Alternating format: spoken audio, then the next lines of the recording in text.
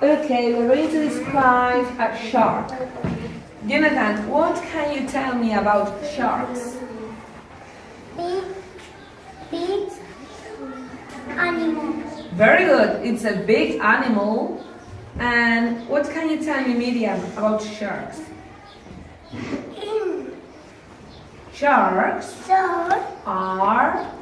and What color are they? Are they yellow, red, wet. red or gray? Wet. Gray, good. Paula?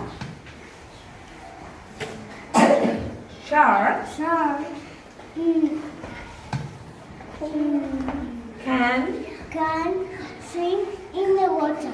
in the water, very good. And you, Alvaro? Shark eats fish. Eat fish, very good. Sharks eat fish, very good. And you, Gabriel? Shark many